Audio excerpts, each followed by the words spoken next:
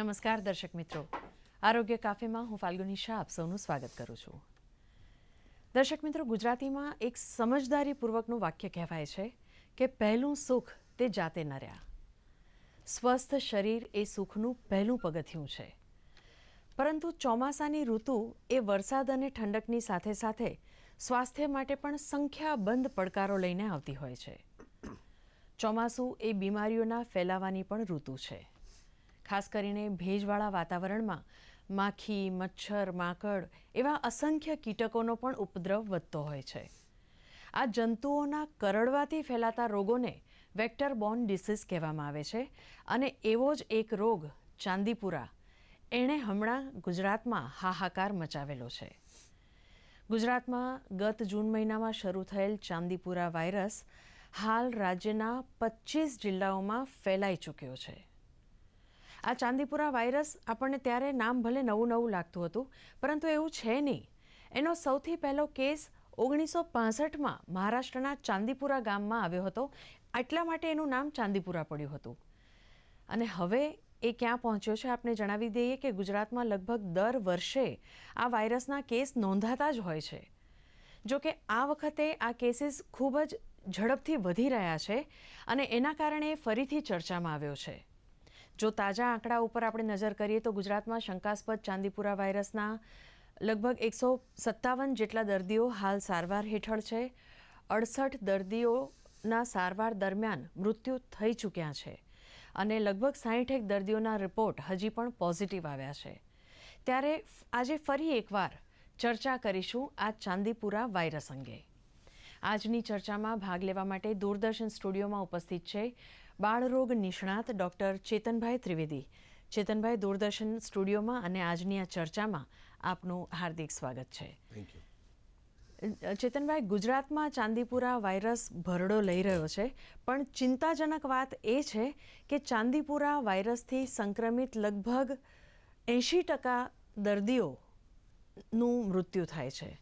જ્યારે આ આટલો જોખમી વાયરસ છે, આ જોખમી રોગ બની ગયો છે અને ખાસ કરીને બાળકોને પોતાના ભરડામાં લે છે, ત્યારે આ ચાંદીપુરા વાયરસ અંગે થોડુંક બ્રીફમાં અમારા દર્શક મિત્રોને જણાવશો?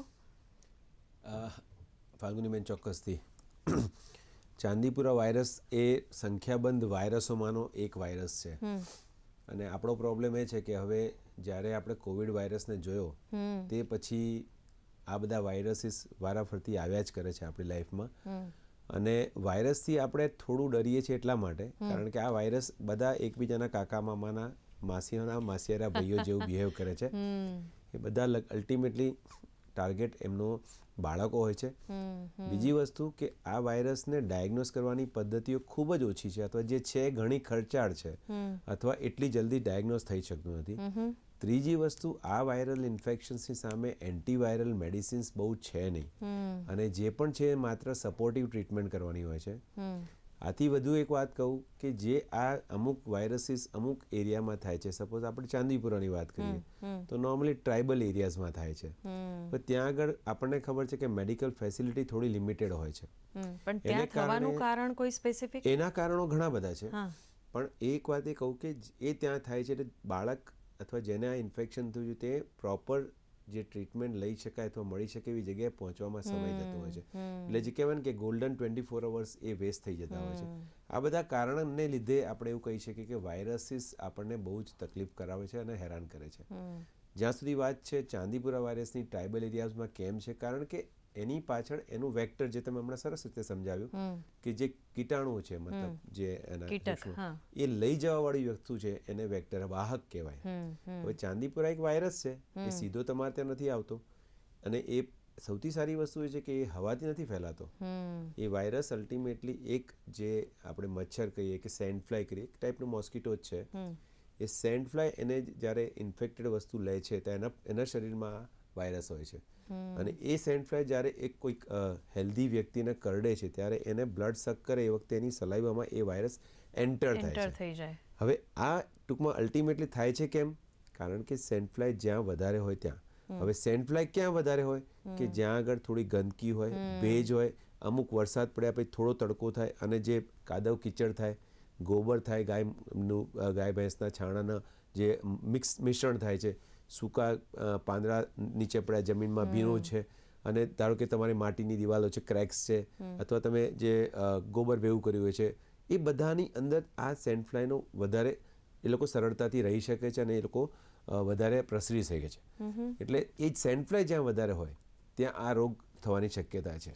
આપે જણાવ્યું કે ગોબર જ્યાં હોય ત્યાં પણ થાય, પણ આમ તો આપણે એવું માનતા હતા કે જૂના જમાનામાં ગામડામાં જ્યારે માટીના જ કાચા ઘરો બનતા એમાં છાણ માટીનું જ લીપણ કરવામાં આવતું અને એ એવું કહેવાતું કે એમાં નેચરલ ડિસઇન્ફેક્ટન્ટ છે, એટલે એમાં બીજા જીવાત ન ઉદ્ભવે એવી નેચરલી કુદરતી એવી કુદરતી એવી શક્તિ છે, ક્ષમતા છે. તો આપે જેમ કહ્યું કે ગોબરમાં જ પેદા થાય છે આ ફ્લાય. એટલે ગોબર પ્લસ મતલબ જે આ વાતાવરણ મળે ભેજવાળું, પ્લસ જે માટીના ઘર હોય જેમાં ક્રેક્સ હોય છે, એમાં આ જગ્યા મતલબ એ બેઝિકલી સેન્ડ ફ્લાયને એનું પ્રજનન કરવાની જગ્યા મળવી જોઈએ. એ તિરાડોમાં ઉછરે છે, ત્યાં આગળ રે મોટી થાય અને વાતાવરણ અનુકૂળ મળે. તમને ઉનાળામાં નથી મળતું. આ જ માટીના ઘરો છે, બધું સેમ જ છે, પણ તમને પ્રોપર એટમોસ્ફિયર મળે ત્યારે એ લોકો પ્રસરે છે અને વધારે મલ્ટીપ્લાય થાય છે. અને જ્યારે મલ્ટીપ્લાય થાય છે એમાં જો અમુક સેન્ડ ફ્લાય જે ઇન્ફેક્ટેડ છે એ જ્યાં હશે તે સ્પ્રેડ કરી શકશે. બધી સેન્ડ ફ્લાય નથી કરી શકતી. જે સેન્ડ ફ્લાય વાયરસ કેરી કરે છે એ જ થાય છે. એ ખબર કેવી રીતે પડે? એટલે એ લોકોએ થોડા વર્ષો પહેલા એ લોકોએ ગુજરાતમાંથી સેન્ડ ફ્લાયના સેમ્પલ લઈને ચેક કર્યું હતું. એ લોકો બધી જગ્યાએથી ચેક કરતા હતા અને એમાં એવું જાણવા મળ્યું હતું કે જે ગુજરાતમાં અમુક જગ્યાએ જ્યાં સેન્ડ ફ્લાય છે એનામાં પોઝિટિવ દેખાય છે. સો એ રેન્ડમ વસ્તુ છે અને એટલા માટે ગોબર છે, ગાળ છે, 100% સારું છે, પણ બધી વસ્તુ માટે ડિસઇન્ફેક્ટ નથી કરતું. એ વાયરસીસ ઘણી બધી વસ્તુથી મિસ થઈ જતું હોય છે. ઇવન દવાઓ નથી આપણી પાસે તો પછી નેચરલી. એ તમે જે વાત કરી એના પરથી એક સવાલ એ પણ થાય ડૉક્ટર કે જો 1965માં આ રોગ શોધાઈ ગયો હતો ને એના કારણે ઘણા મૃત્યુ થવાના શરૂ થઈ ગયા હતા અને એટ અ રેગ્યુલર ઇન્ટરવલ ગુજરાતમાં 2010માં, 14માં, 16માં આ વાયરસ દેખાયો જ છે અને એના કેસીસ દેખાયા છે, એના કારણે અમુક લોકોના મોત પણ થયા છે. તેમ છતાં હજી રસી કેમ નથી શોધાઈ? રસી એક છે ને, જ્યારે આપણે નથી હોતી ત્યારે એની ઘણી કિંમત હોય છે અને હોય ત્યારે લોકો લેતા નથી હોતા. એટલે એના માટે હું એવું કહીશ કે ધારો કે અત્યારે આપણે એમ સમજો કે 100, 200, 500 કેસીસ થયા છે. હવે 500 કેસીસ તમે કશું નથી કરતા તો 500 કેસીસ થાય. એની સામે જે રસી અવેલેબલ છે જે રોગ સામે, એના કેસીસ અસંખ્ય છે. અચ્છા. તમે સિમ્પલ સી વાત કરું કે મમ્પ્સ, ઓરી, એનાથી પણ આ જાતની એન્કેફેલાઇટિસ થઈ શકે છે. મમ્પ એન્કેફેલાઇટિસ થઈ શકે છે. હવે મમ્પ્સની રસી સરકાર નથી આપતી. મીઝલ્સ ને રૂબેલા આપે છે. ઓરી અછબડાની જ વાત કરો. ઓરી અછબડા, પણ ઓરી એટલે મમ્પ્સ અને અછબડા અને રૂબેલા. એટલે અછબડા સોરી ઓરી, મમ્પ્સ, મીઝલ્સ ને રૂબેલા.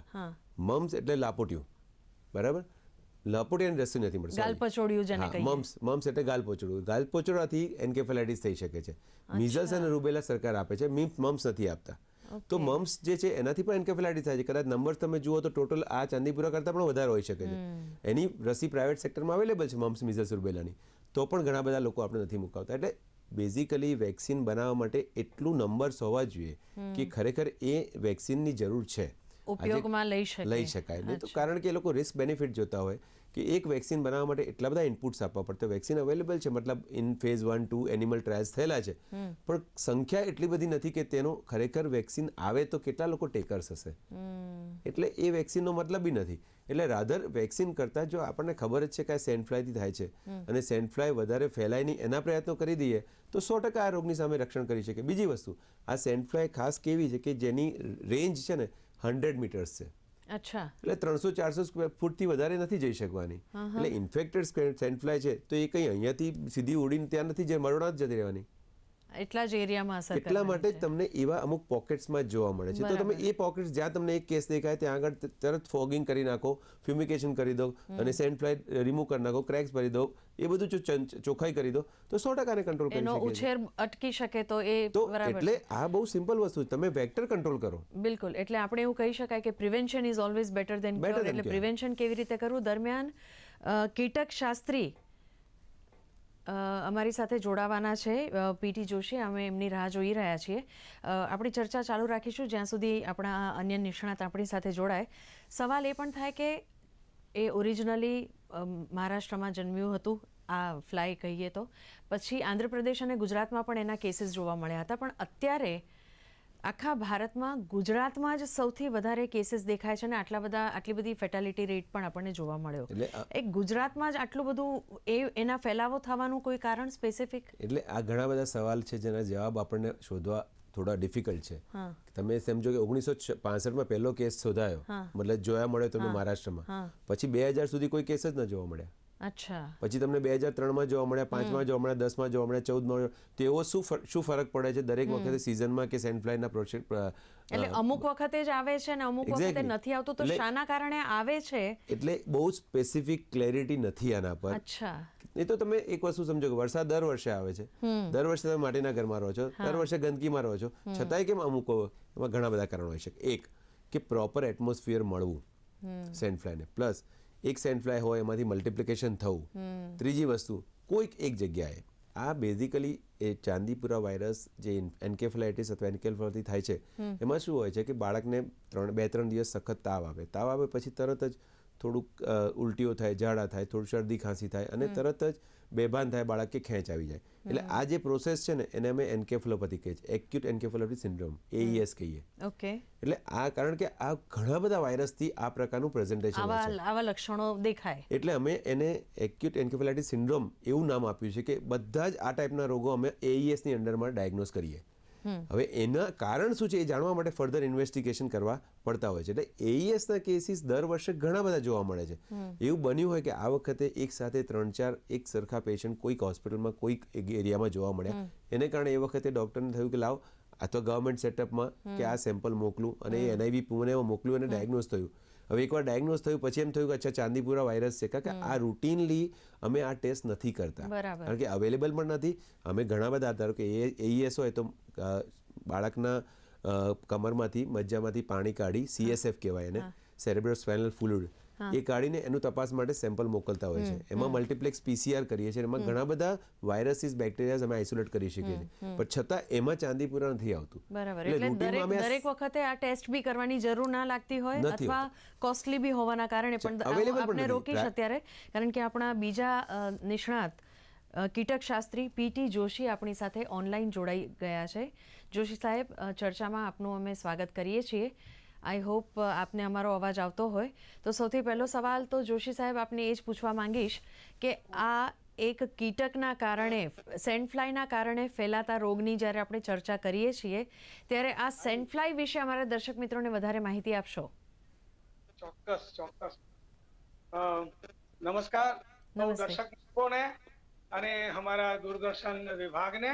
આજે બહુ સરસ ટોપિક ચર્ચા માટે લીધો છે, કારણ કે આ રોગ માટે જે ફેલાવાની વાત છે, ટ્રાન્સમિશન ફેક્ટર છે. દાખલા તરીકે મેલેરિયા, તો મેલેરિયાના પરોપજીવી જંતુથી થાય, જ્યારે ચાંદીપુરા જે છે ચાંદીપુરા વાયરસથી થાય. પણ આ બંને કિસ્સામાં રોગના જંતુઓને વેક્ટરમાંથી એટલે કે વાહકમાંથી એમાંથી જ્યારે માનવ શરીરમાં દાખલ કરવામાં આવે છે, એ પ્રોસેસને આપણે ટ્રાન્સમિશન, પ્રસારણ, ફેલાવો ગુજરાતીમાં કહીએ છીએ. જી. બરાબર છે. તો આ જે ફેલાવો છે એમાં બધી જ માખી ફેલાવતી નથી. ચાંદીપુરા માટેની જે સેન્ડ ફ્લાય છે એનું નામ છે ફ્લેબેટોમસ પાપાતાસી. એવી જ ફ્લેબેટોમસ આર્જેન્ટિપસ નામની જે સેન્ડ ફ્લાય છે એ કાલા આજારનો રોગ Bihar, Jharkhand, some part of Orissa, West Bengal માં થાય છે. કાલા આજાર, જેને લેશમેનિયાસિસ અંગ્રેજીમાં કહેવામાં આવે છે. હવે એ માખી જે છે સેન્ડ ફ્લાય અને આપણી પાપાતાસી માખી, પેલી માખી પેરાસાઇટ નું વહન કરે છે, પરોપજીવી જંતુનું.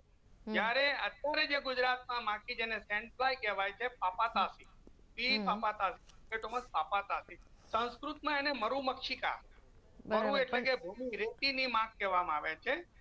જોશી સાહેબ, એટલે મૂળ સવાલ એ થાય કે એક સામાન્ય વ્યક્તિ તરીકે આ સેન્ડ ફ્લાય જે ચાંદીપુરા વાયરસ માટે જવાબદાર છે, એ સેન્ડ ફ્લાયને ઓળખી કેવી રીતે શકાય? એ કેવી રીતે અલગ પડે છે અથવા કેવી રીતે દેખાય છે? હા બેન, આ જે માખી છે આપણા ઘરની માખી કરતા 1/4 એટલે કે 1/4 જેટલી અને મચ્છર કરતા 1/3 છે. બીજું, જમીનથી આપણા ઘરની અંદર માટીનું ઘર હોય, કાચું મકાન હોય, ઇવન તિરાડ વાળું પાકું મકાન હોય, તો પણ અંધારા વાળી જગ્યા ખૂણે ખાંચરે એક છે કે જ્યાં સૂર્યનો પ્રકાશ સીધો પણ ના આવતો હોય અને ઘરમાં આડકતરી રીતે ના આવતો, એવી જગ્યાએ ફાટ તિરાડોમાં હોપિંગ કરતી, કૂદકા મારતી, એકદમ ઝીણી સફેદ, એનો આ જે કલર છે બ્રાઉનિશ સફેદ છે, એટલે આછો બદામી રંગનો છે, પણ એની આંખો સસલાના કાન જેવી ઊભી છે અને શરીર ઉપર રોમ ધરાવે છે.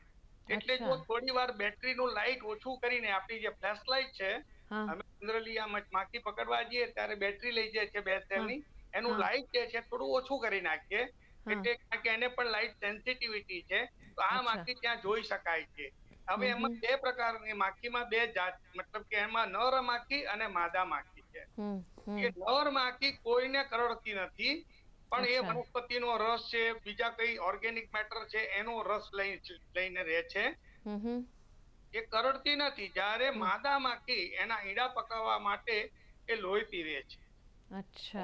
અને આ લોહી પીતા જો કોઈ પણ બાળકનું લોહી પીવે અથવા તો એના ઘરમાં લોહી પીધેલી બેઠેલી હોય, એટલે કે કેટલ પોપ્યુલેશનની પણ હાઇપોથેસિસ છે કે કેટલમાં પણ આ વાયરસ ઘણીવાર જોવા મળે છે, અને કેટલ મારફતે, કારણ કે આ તો ખૂબ લાંબી ઉડતી જ નથી, ડોક્ટર સાહેબે વાત કરીને ઘરની આજુબાજુ 10 થી 12 મીટર એરિયામાં જ ફરે છે, લાંબુ ઉડતી નથી, એ હોપિંગ કરે છે, કૂદકા મારતી.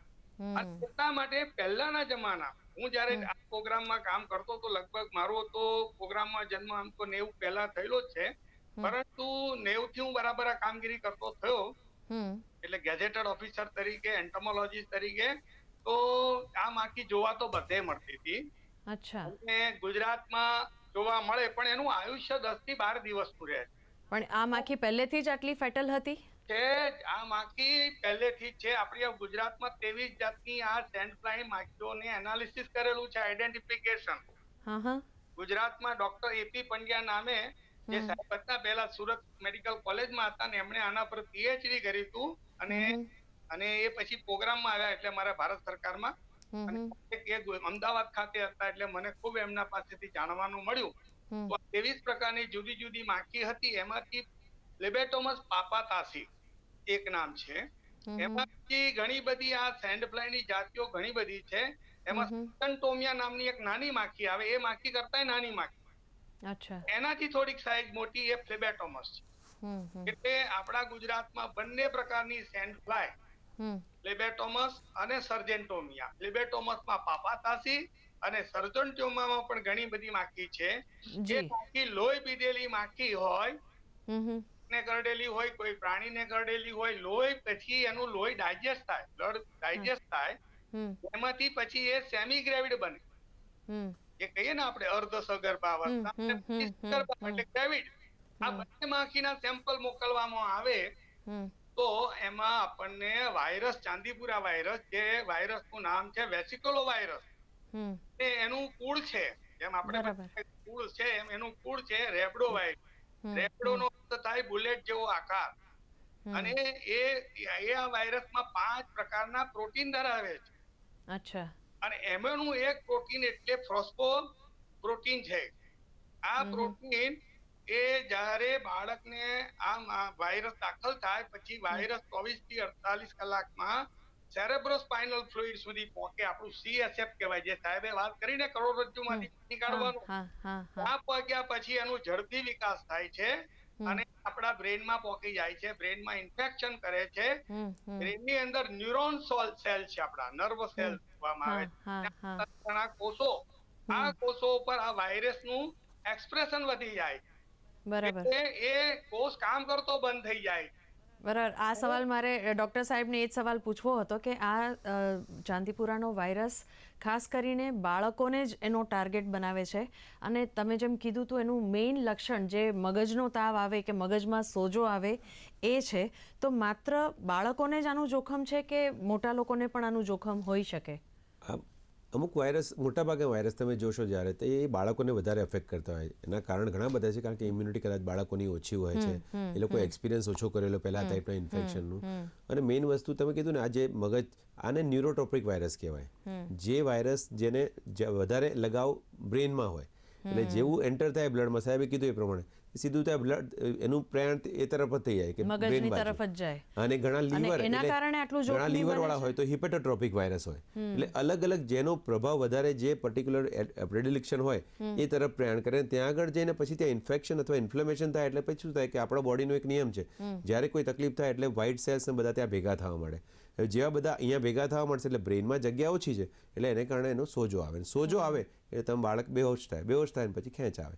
આખી આ એનાલિસિસ છે અને અલ્ટિમેટલી એમણે જે કીધું એ પ્રોટીન બહુ ઇમ્પોર્ટન્ટ છે કે જેને કારણે આ બધી ડેમેજ થઈ રહી છે બાળકને. એટલે ન્યુરોટ્રોપિક વાયરસ છે અને એના જે પ્રોટીન છે એ ડેમેજ કરે છે અને એના કારણે વધારે તકલીફ પડે છે. ત્યારે જોશી સાહેબ, આપને એક સવાલ એ પણ પૂછવાનો કે આપે જે ડિટેલમાં આ માખી વિશે સમજાવ્યું, આ માખી વધારે ઉછરે નહીં, એનું પ્રજનન વધારે ન થાય એની માટે શું કરી શકાય, કેવા પગલાં લઈ શકાય, એ અમારા દર્શક મિત્રોને સાદી ભાષામાં સમજાવશો? કારણ કે મોટાભાગે આ ગામડામાં આવા કેસીસ જોવા મળતા હોય છે. તો અમારા દર્શક મિત્રોને સમજાવો કે આ માખી એમના ઘરની આસપાસ પ્રજનન ન કરે એની માટે શું કરવું જોઈએ?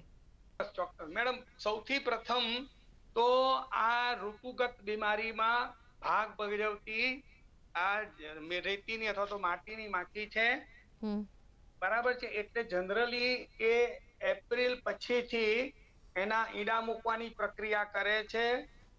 આ ઈંડામાંથી 9 દિવસ પછી લાર્વા એટલે કે જે પરાવસ્થા કહેવાય, ખાઉધરી ઈયળ જેને કહેવામાં, એ તૈયાર થાય છે. અને ત્યાર પછી એમાંથી એ જે એનો જે ઈયળ બની એ ઈયળ માટીમાં 30 સેન્ટીમીટર નીચે જતી રહે છે. 30 સેન્ટીમીટર એટલે બહાર દેખાતી નથી. એટલે કંટ્રોલ મેજર્સ માટે તે વખતે આપણના કામમાં આવતું નથી. દાખલા તરીકે મચ્છરમાં આપણને પોરા દેખાય પાણીમાં, તરત જ એના પર દવા છંટકાવ કરવામાં આવે, પાણી ખાલી કરવામાં આવે. અહીંયા તો કેટલી બધી માટી ખાલી કરવી પડે. એટલે જેને પોરાનાશક પગલા કહેવાય છે, આ માટી માખીના એ કારગત નીવડતા નથી. પણ એ માખીમાં માટીની અંદર 30 સેન્ટીમીટર અંદર ગયેલો જે લાર્વા છે એને પોરા કહેવામાં છે, મોટાઈ છે, એના શરીર ઉપર આગળ અણીદાર ભાગ અને પાછળ 2 પૂંછ જેવું હોય છે, જેનાથી તે માટીમાં અંદર જઈ શકે છે. અને આ ક્રિયા એને અંદર ગયા પછી 20 દિવસ જેવું લાગે છે, 20 થી 22 દિવસ. ઘણા કિસ્સામાં ટેમ્પરેચર હોય તો 29 દિવસ. ત્યાર પછી ધીરે ધીરે ઉપર આવે અને ઉપર આવ્યા પછી તે કોસેટો બની જાય છે, એના પર એક કવચ લાગી જાય છે. અને એ પણ ટેમ્પરેચર અને જે હ્યુમિડિટી છે એને આધારિત આવ્યા પછીથી એ હાર્ડ થયેલો પુપા ફાટે છે અને એમાંથી પુખ્ત માખી બહાર આવે. બરાબર છે. બહાર આવ્યા પછીથી એ હોપિંગ કરવાનું ચાલુ કરે છે. એટલે નિયંત્રણ માટે તો એટલીસ્ટ એપ્રિલ મે મહિનાથી ઘરની આજુબાજુમાં જે ફાટ તિરાડો છે એ પૂરી દેવી જોઈએ. માટીનું ઘર હોય તો ખાલી છાણ ને માટી ભેગું કરીને, જેને ગુજરાતીમાં આપણે મડ પ્લાસ્ટર, અંગ્રેજીમાં મડ પ્લાસ્ટર, ગુજરાતીમાં લીપણ કહે છે, એ બહાર અને અંદર બધે કરી દેવું. બિલકુલ બિલકુલ બરાબર છે. આ પહેલું પ્રક્રિયા છે. બીજા ઘણા કાચા મકાનો છે, એના ઉપર ઈંટો છે પણ એમાં પ્લાસ્ટર નથી કરેલું, તો એમાં 6 ફૂટ સુધીની અંદર તાત્કાલિક કશું જો પ્લાસ્ટર ના થઈ શકે તો લીપણ કરીને પણ એની ફાટ તિરાડો પૂરી દેવી જોઈએ. બિલકુલ બિલકુલ. બીજો નંબર, આપણી જેટલી કાળજી આપણા ઘરની રાખીએ છીએ એટલી જ આપણા પશુઓ જે પાળવા માટે કોઢારો બાંધેલી છે, પશુઓને બાંધવાની અલગ જગ્યાઓ, એમાં પણ ચોખ્ખાઈ કરવી જોઈએ. એમાં પણ ફાટ તિરાડો કઈ રાખવી જોઈએ નહીં. કારણ કે આનો સીધો સંબંધ હજુ સુધી ધારણાઓ છે. બરાબર. મને જાણ મુજબ 2 સેમ્પલ પશુઓમાં એટલે કે કેટલ જે આપણા ઘરની આજુબાજુના પાલતુ પ્રાણીઓ એમાં જોવા મળ્યા છે કે આની જે એન્ટીબોડી એ ન્યુટ્રલાઇઝિંગ એન્ટીબોડી પણ મળી છે. તો એનઆઈવી સાથે પણ મારો પૂરો અભ્યાસ થયેલો છે 2010-11. એટલે આપણે આશા રાખી શકીએ જોશી સાહેબ કે આ રોગ માટેની રસી પણ જલ્દી શોધાય અને એના સંશોધન પણ ખૂબ જલ્દી થાય. આપે ખૂબ જ ડિટેલમાં આ માખી વિશે અને એના આસપાસ કેવી રીતે એ ફૂલે ફલે છે એના વિશે જણાવ્યું. જોશી સાહેબ, આપનો ખૂબ ખૂબ આભાર. અને ડૉક્ટર ચેતનભાઈ, હું આપને કહીશ કે આપ ટૂંકમાં, એક સમયની થોડી મર્યાદા છે, ટૂંકમાં અમારા દર્શક મિત્રોને કોઈ સંદેશ આપી શકો? પહેલો સંદેશો, ચાંદીપુરા વાયરસ એટલે એવું નથી કે ચારે બાજુ ફેલાઈ જવાનો છે. એટલે તમે આ પેનિકમાંથી બહાર આવી જાઓ. અમારે ત્યાં ઓપીડી એમને પણ વધારે છે ને હવે આના ભયને કારણે વધારે લોકો પેશન્ટ આવે છે. એટલે પહેલી વસ્તુ એ કે માત્ર તાવ આવ્યો એટલે ચાંદીપુરા નહીં, ઘણા બધા વાયરસ છે, ડેન્ગ્યુ છે, ટાઇફોઇડ છે, બધું થતું રહે છે. બીજી વસ્તુ, ચાંદીપુરા વાયરસને મોઢાના ચાંદા સાથે કોઈ લેવા દેવા નથી, કારણ ઘણા બધા વાયરલ ઇન્ફેક્શન છે જેમાં ગળામાં ચાંદા થાય છે. ઇવન હેન્ડ ફૂટ માઉથ ડિઝીઝ પણ કોમન છે અત્યારે જોવા મળે છે, જેમાં ગળામાં ચાંદા એટલે કે ચાંદી થઈ જાય એટલે ચાંદીપુરા એવું ન માનશો. અને તાવ ઘણા બધા અત્યારે ડેન્ગ્યુ જોવા મળે છે, કારણ કે એ મચ્છરને કારણે થાય છે. તો એને કારણે બાળક થોડું ઢીલું પડી જાય છે, સૂતું રહે છે, તો લોકો એવું માને છે આ ચાંદીપુરા છે. અને ખાસ અફવા ના ફેલાવશો. મારે એક પેશન્ટ આવ્યું જેને માત્ર તાવ હતો, એની બેન કે એમની સોસાયટીમાં બધા જને કહી આવી કે મારા ભાઈને તો ચાંદીપુરા થયો છે. અરે બાપરે. હવે એટલે એ કહેવાનો મતલબ અફવાનો સાથ ના આપશો, પેનિક ના થશો. પ્રોપરલી તમે જો ડૉક્ટર પાસે ટાઈમસર પહોંચશો, બધી ટ્રીટમેન્ટ છે, ઇલાજ છે, પણ ચાંદીપુરા ચારે બાજુ ફેરાયેલો નથી, વકરેલો નથી. એટલે જસ્ટ શાંતિથી ઘરે આજુબાજુ બધા સાફ સફાઈ રાખો. એટલે સ્વચ્છતા રાખશો તો સ્વચ્છતા રાખો તો ફાયદો તમને ડેન્ગ્યુ ને ચિકનગુનિયાથી પણ પ્રોટેક્શન મળશે, મચ્છર માખીથી પ્રોટેક્શન મળશે. તે બહુ બિલકુલ. ડૉક્ટર ચેતનભાઈ, આપ દૂરદર્શન સ્ટુડિયોમાં આવ્યા અને અમારા દર્શક મિત્રો સાથે ખૂબ જ ઉપયોગી માહિતી આપે શેર કરી, એ માટે આપનો ખૂબ ખૂબ આભાર. Thank you. તો દર્શક મિત્રો, આપણે જેમ બંને નિષ્ણાતોએ કહ્યું તેમ આ ચેપ માટે અથવા આ રોગ માટે કોઈ સંશોધન થઈ શક્યા નથી અને એની માટેની પૂર્વ તૈયારી મોટાભાગે નથી થઈ શકતી, કારણ કે મોટાભાગે એવું થાય છે કે આબોહવાનું પરિવર્તન થાય અને વૈશ્વિકરણ એ આવા વેક્ટરબોર્ન રોગના વિકાસ ઉપર અસર કરવાનું ચાલુ રાખે છે. એટલે દર વખતે નવા ડિસીઝ આવતા જાય છે અથવા નવા વાયરસ આવતા જાય છે. પણ વૈજ્ઞાનિકો એમના પ્રયાસો કરી રહ્યા છે. ખાસ કરીને સરકાર, રાજ્ય સરકાર કહો કે કેન્દ્ર સરકાર એમનાથી બને એટલા બધા જ પ્રયત્ન કરી રહી છે.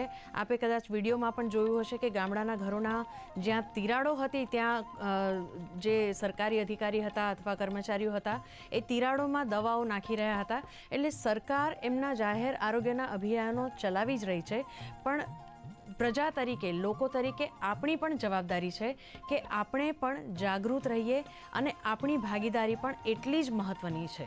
તો જ આવા રોગોની અસરોને ઘટાડી શકીશું અને એના પરિણામોને પણ આપણે ઘટાડી શકીશું. અને સંભવિત ભવિષ્યમાં આવા રોગચાળા ન ફેલાય એના માટે પણ આપણે ખૂબ જ મહત્ત્વનું યોગદાન આપી શકીશું.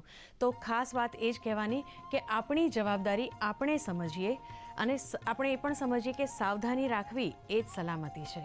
ચાંદીપુરાથી આપણે ચેતી જઈએ, આપણા બાળકોને બચાવીએ. આ જ અપીલ સાથે આજની ચર્ચા અહીં સમાપ્ત કરીએ છીએ. આવતીકાલે નવા વિષય સાથે ફરી આપની સમક્ષ ઉપસ્થિત થઈશું. અત્યારે રજા લઈએ. નમસ્કાર.